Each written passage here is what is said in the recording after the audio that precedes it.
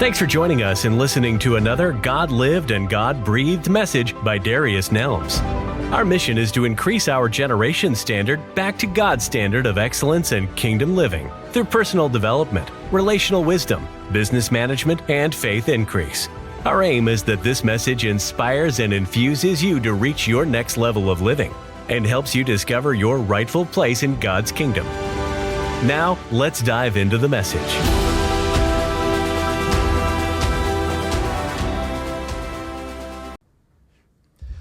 Welcome to another episode of Think Tank Tuesday, where we meet every other Tuesday at 7:30 p.m. Central Standard Time, and we discuss the mind of God, the concept of God, and the precepts of God. Today, we're really going to be talking about, it's going to be something along the lines of how to understand the Bible a little bit more. It's not going to be like a very intensive discussion, but it's just going to kind of give you a perspective to think about relative to how you read the Bible, how you view the Bible, etc. So I want to start off by saying that the kingdom of heaven is a country, not a religion. It is an invisible and spiritual country, not a religion. And the thing is, if the kingdom of heaven is a country, we have to also understand that countries have governments, and governments have laws and patterns for citizens to follow. And so reading the Bible is much like an education course into entering into a new country that you plan on living in. You know, a constitution of sorts, right? Romans chapter 15 verse 4 through 7 says, "For whatever was written in former days was written for our instruction." I want you to underline that in your Bible,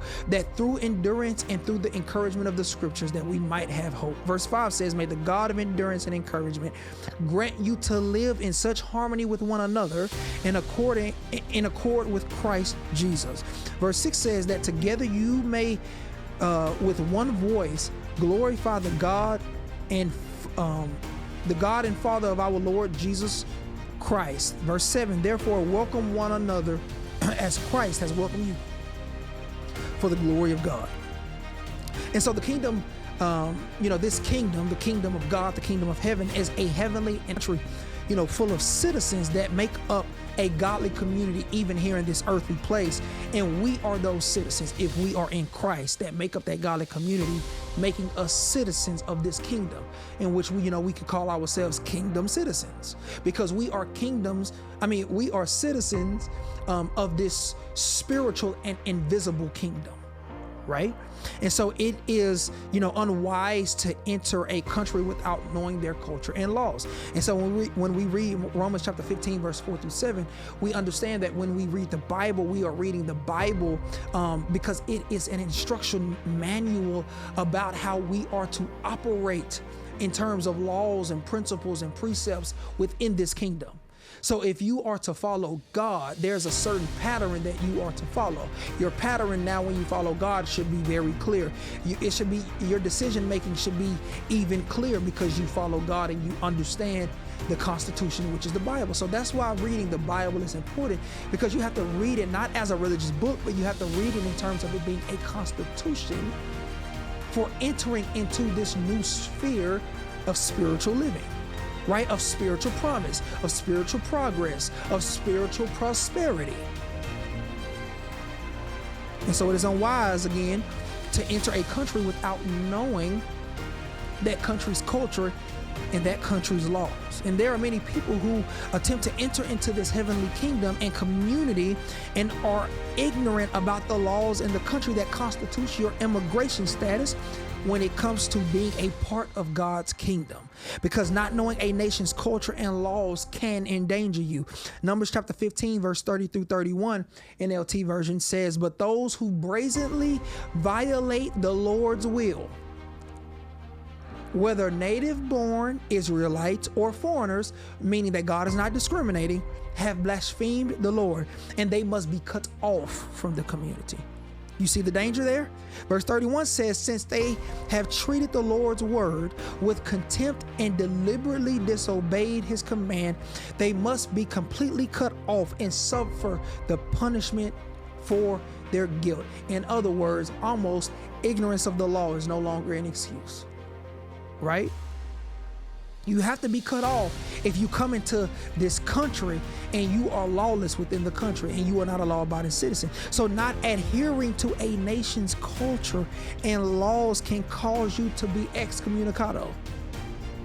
To be even more clear regarding your immigration status of being reborn into the kingdom, into this kingdom, it can cause you to be deported. Matthew chapter 7, verse 21 through 23, NLT version. Jesus Christ makes it clear. He says, not everyone who calls out to me, Lord, Lord, will enter the kingdom of heaven. Did you see what Jesus just said? Only those who actually do the will of my Father will enter. On judgment day, many will say to me, Lord, Lord, we prophesied in your name. We cast out demons in your name and performed many miracles in your name. So this is showing people who did things in the name of Jesus Christ. And Jesus Christ said in verse 23, but I will reply, I never knew you. Get away from me, you who break God's law. In other words, you are being deported out of the presence of God in eternal separation from God. So reading the Bible isn't a religious activity. It is your duty if you are to become a citizen of his kingdom, the kingdom of heaven. And so reading the Bible is methodical in process to how God deals with and operates with his people as they occupy a temporary and foreign place as migrants here in this earthly space. Matthew chapter 4, verse 4 and verse 7, New King James Version says, but he answered and said, it is written. Verse 7 says, Jesus said to him, it is written again, because Satan was attempting to manipulate and abuse the word of God by quoting scripture to Jesus. And Jesus rebutted, it is written. But again, it is written, as it says in verse 7. And so what we need to take from that is reading the Bible is methodical in the way of knowing what the Constitution of your home country and which is the kingdom of heaven says, so that you can always be in right standing with your government, which is the kingdom of heaven. So if Jesus, who is the Son, who is God, did not know his own word, did not know the constitution of his own kingdom, then guess what? The devil would have manipulated him out of his kingdom to give him claims, so to say, of the world kingdoms. Are you following me? Are you tracking me? Or does that make sense? So it was even important for God himself to know the constitution of his own country, of his own nation, so that he could combat against the enemy with knowledge and education about what the constitution of his kingdom and his nation says. Colossians chapter 1, verse 13, it says, for he has rescued us from the dominion of darkness and brought us into the kingdom of the Son he loves. Did you catch that? For he has rescued. That means that we have been kidnapped from the dominion of darkness. We have been kidnapped and placed in the kingdom of darkness. But he has rescued us.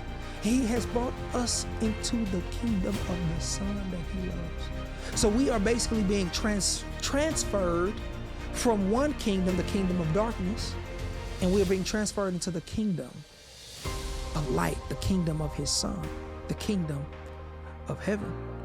Because again, there is another kingdom that wants to claim you as one of its own.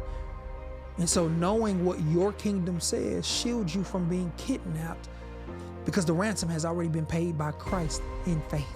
Ephesians chapter 6, verse 16, New King James Version says, above all, taking the shield of faith, with which you will be able to quench the fiery darts of the wicked one. See, that's what Jesus did in Matthew chapter 4. He literally took up the shield of faith, faith in the word, faith in the Constitution, and he was able to quench all of the fiery darts of the wicked one. In other words, Jesus was able to take a bucket of water and every word that the enemy spoke, which was fire, Jesus was able to take that bucket and quench it and throw water on the fiery darts of the enemy, and it held no weight. It didn't even land or stick.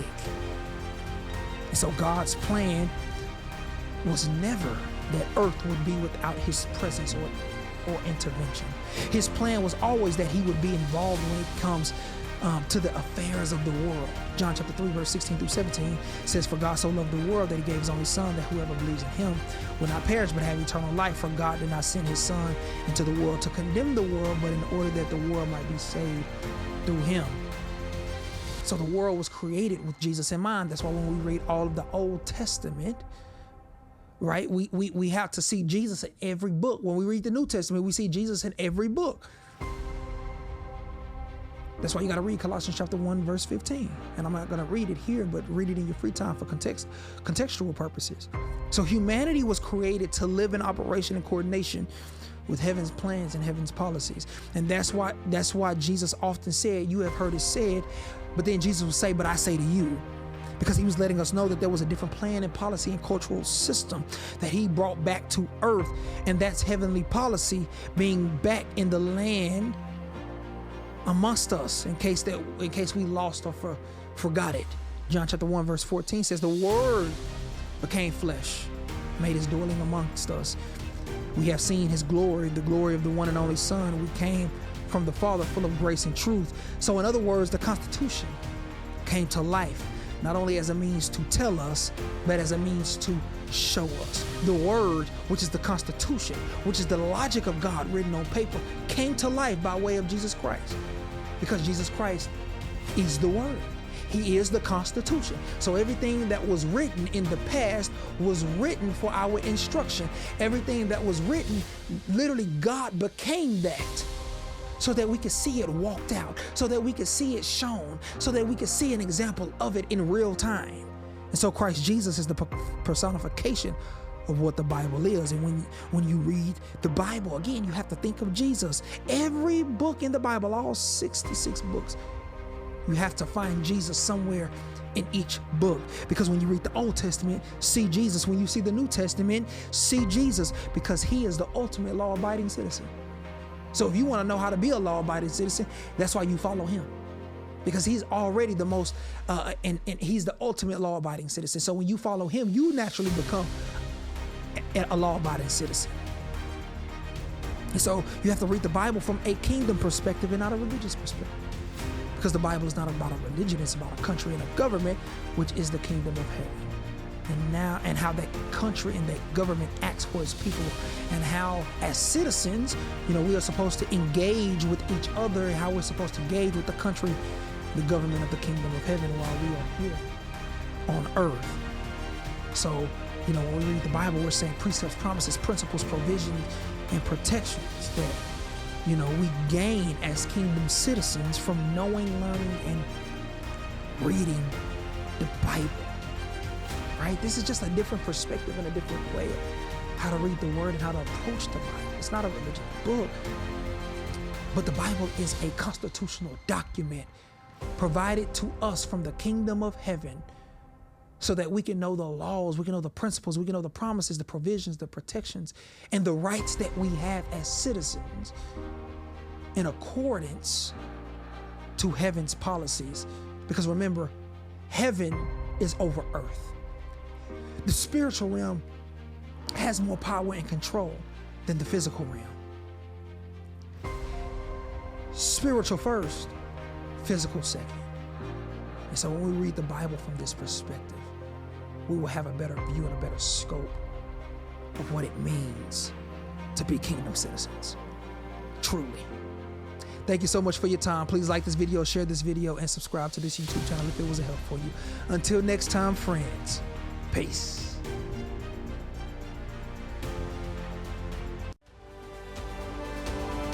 May the Lord bless you, keep you, and make his face shine upon you.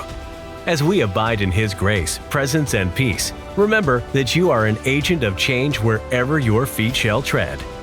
Thanks for listening to this message and for the opportunity to teach and lead you. Until next time.